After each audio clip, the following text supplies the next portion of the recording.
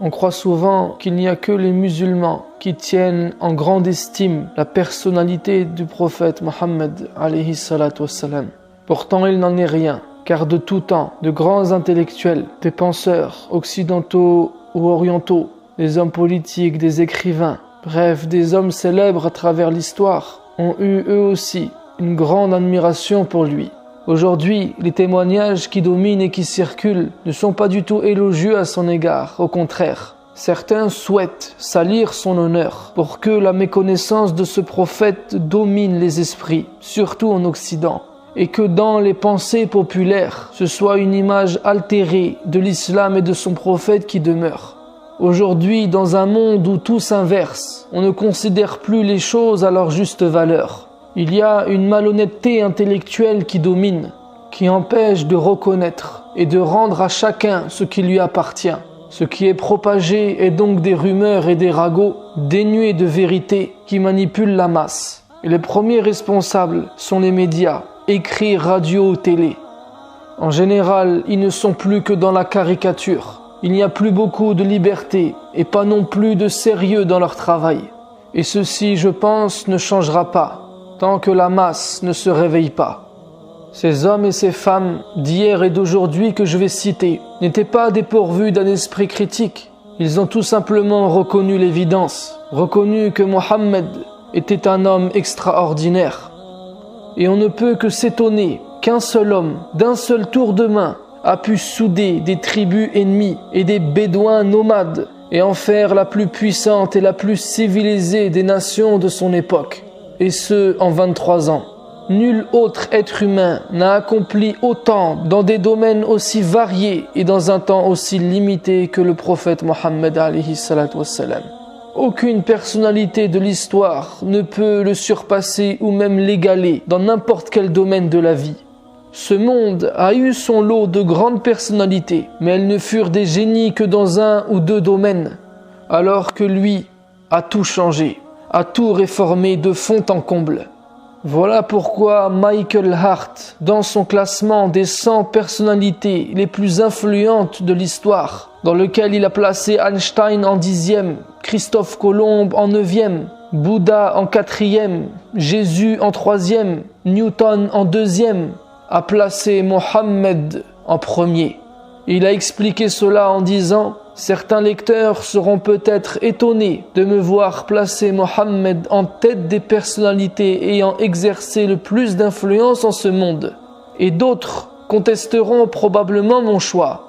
Cependant, Mohammed est le seul homme au monde qui ait réussi par excellence sur les plans religieux et profanes. » George Bernard Shaw a dit « Il fut, de loin, l'homme le plus remarquable qui ait jamais existé sur cette terre. Il prêcha une religion, fonda un État, bâtit une nation, établit un code moral, initia de nombreuses réformes sociales et politiques, fit naître une société solide et dynamique qui personnifia ses enseignements en les mettant tous en pratique et qui révolutionna tous les domaines de la pensée et de l'action humaine d'alors, de jadis et des temps à venir. » James Michener a dit « De ce que nous connaissons de sa vie, nous savons que Mohammed ne savait ni lire ni écrire, mais il commença à dicter des mots qui lui étaient inspirés et qui allaient bientôt transformer une grande partie du globe par le verset « Il n'y a qu'un seul Dieu ». Sur tous les plans, Mohammed était un esprit éminemment pratique. Jules Masserman, dans un article intitulé « Où sont les leaders ?», a conclu en disant « Peut-être le plus grand leader de tous les temps est Mohammed ». Voltaire a déclaré « J'ai dit reconnaître Mohammed comme étant un grand homme. Rien n'est plus impie, dites-vous. Je vous répondrai que ce n'est pas de ma faute si ce petit homme a changé la face d'une partie du monde, s'il a gagné des batailles contre des armées 10 fois plus nombreuses que les siennes, s'il a fait trembler l'Empire romain, s'il a donné les premiers coups à ce colosse que ses successeurs ont écrasé, et s'il a été législateur de l'Asie, de l'Afrique et d'une partie de l'Europe. Il a également dit « Ce fut certainement un très grand homme, et qui forma de grands hommes. Il fallait qu'il fût martyr ou conquérant. Il n'y avait pas de milieu. il vainquit toujours, et toutes ses victoires furent remportées par le petit nombre sur le grand. Conquérant, législateur, monarque et pontife, il joua le plus grand rôle qu'on puisse jouer sur la terre aux yeux du commun des hommes. Voltaire a également dit « Le plus grand changement que l'opinion ait produit sur notre globe fut l'établissement de la religion de Mohammed. Il faut avouer qu'il retira presque toute l'Asie de l'idolâtrie. Il enseigna l'unité de Dieu. Il déclamait avec force contre ceux qui lui donnent des associés. Chez lui, l'usure avec les étrangers est défendue, l'aumône ordonnée, la prière est d'une nécessité absolue. La résignation au décret éternel est le grand mobile de tout. Il était bien difficile qu'une religion si simple et si sage, enseignée par un homme toujours victorieux, ne subjuguât pas une partie de la terre.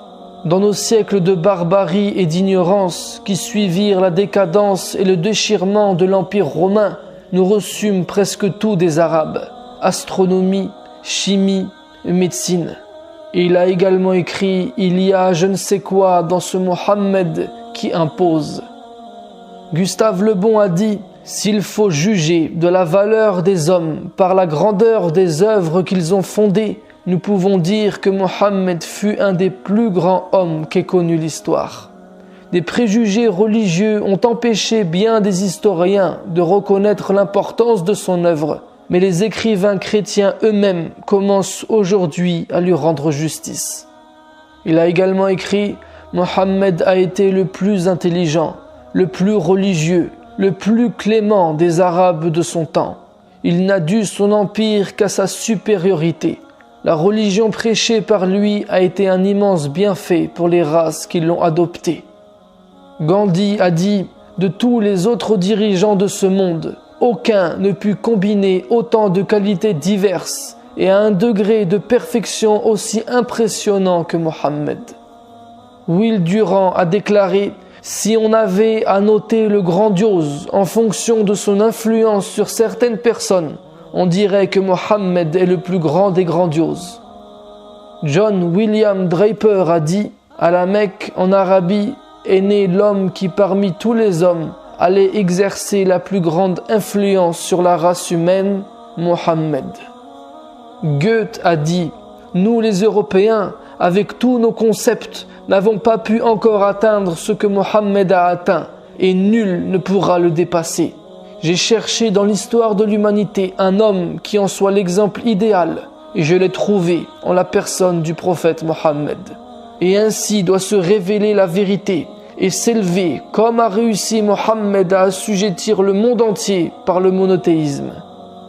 Il y a également beaucoup de témoignages qui dépeignent ses qualités humaines. Par exemple, William Montgomery Watt a dit « La façon dont il accepta les persécutions dues à sa foi, la haute moralité des hommes qui vécurent à ses côtés et qui le prirent pour guide, la grandeur de son œuvre ultime, tout cela ne fait que démontrer son intégrité fondamentale. La supposition selon laquelle Mohammed serait un imposteur soulève plus de problèmes qu'elle n'en résout. Et pourtant, aucune des grandes figures de l'histoire n'est si peu appréciée en Occident que le prophète Mohammed. Mahatma Gandhi a déclaré « Je voulais mieux connaître la vie de celui qui, aujourd'hui, détient indiscutablement les cœurs de millions d'êtres humains. Je suis désormais plus que jamais convaincu que ce ne fut pas l'épée qui créa une place pour l'islam dans le cœur de ceux qui cherchaient une direction à leur vie.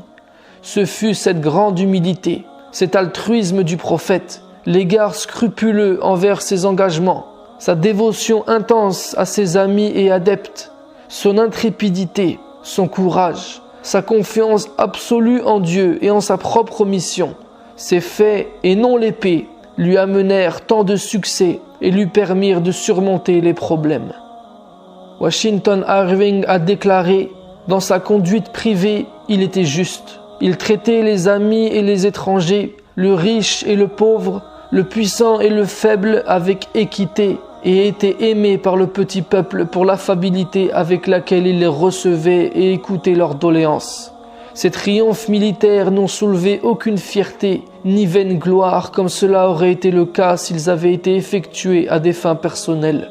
Au moment de sa plus grande puissance, il a maintenu la même simplicité, de manière et d'apparence que dans ses jours d'adversité. Aussi, sans que sa souveraineté en soit affectée, il était mécontent lorsque, entrant dans une pièce, un témoignage inhabituel de respect lui était montré. S'il visait une domination universelle, c'était la domination de la foi.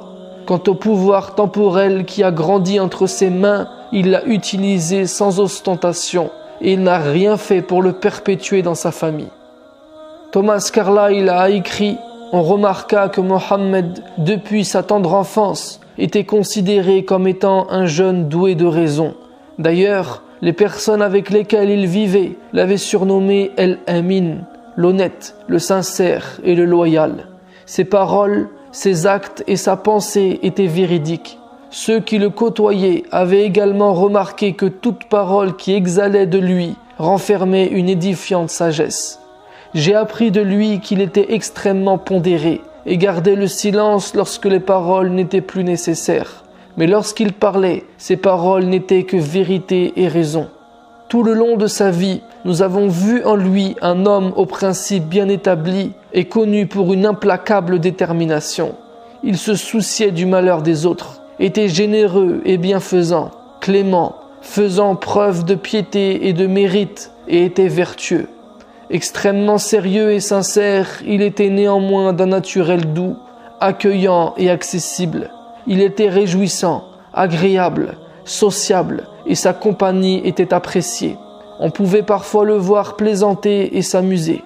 Selon les témoignages, son sourire éclatant qui illuminait son visage provenait d'un cœur sincère. Il était très intelligent et possédait un cœur magnanime. Il était naturellement grandiose, sans qu'une école lui inculquât la science, ni qu'un enseignant se chargeât de son éducation, car il n'en avait aucunement besoin. De tout temps, le prophète Mohammed alayhi salatu wassalam a été admiré, que ce soit par ses partisans, ses ennemis, ou juste par des observateurs neutres. Voici quelques témoignages d'hommes et de femmes. Benjamin Smith a dit « Il était César et le pape réunis en un seul être.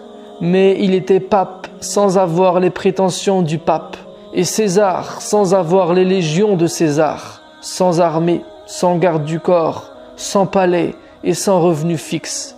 S'il y a un homme qui a le droit de dire qu'il règne par la volonté divine, ce serait Mohammed, puisqu'il a tout le pouvoir sans en avoir les instruments ni les supports. Annie Besant a déclaré peu avant sa mort « Il est impossible pour quelqu'un qui étudie la vie et le caractère du grand prophète d'Arabie, pour quelqu'un qui sait comment il enseignait et de quelle façon il vivait, d'avoir d'autres sentiments que le respect pour ce prophète prodigieux, l'un des plus grands messagers de l'être suprême. Même si ces discours contiennent bien des choses qui sont familières à beaucoup d'entre vous, chaque fois que moi-même je les relis, je sens monter en moi une nouvelle vague d'admiration, un nouveau sentiment de révérence pour ce prodigieux grand maître arabe. Alphonse de Lamartine a dit « Si la grandeur du dessein, la petitesse des moyens et l'immensité de la réussite sont les trois mesures du génie de l'homme, qui osera comparer humainement un grand homme de l'histoire moderne à Mohammed? Les plus fameux n'ont remué que des armes, des lois, des empires.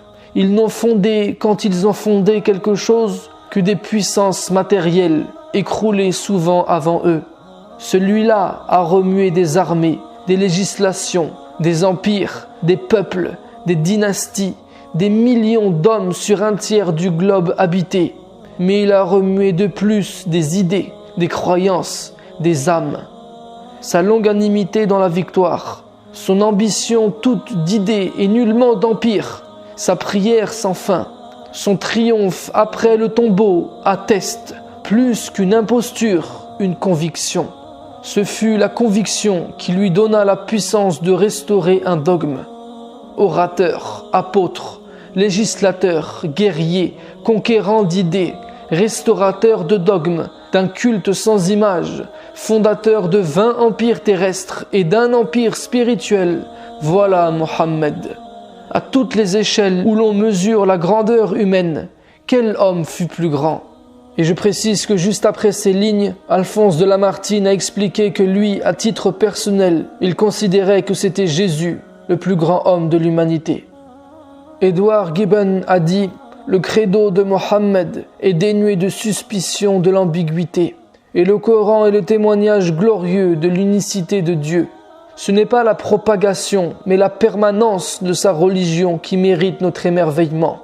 La même impression pure et parfaite qui laissa à la Mecque et à Médine se retrouve après 12 siècles écoulés chez les Indiens, les Africains et les Turcs, prosélytes du Coran. » Victor Hugo a écrit tout un poème consacré au prophète Mohammed. Il l'a appelé l'an 9 de l'Hégire. Il est trop long pour que je le lise ici, mais tu peux le trouver facilement sur Internet.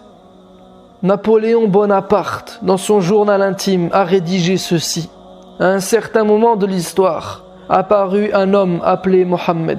Et cet homme a dit la même chose que Moïse, Jésus et tous les autres prophètes. Il n'y a qu'un seul Dieu. C'est le message de l'islam.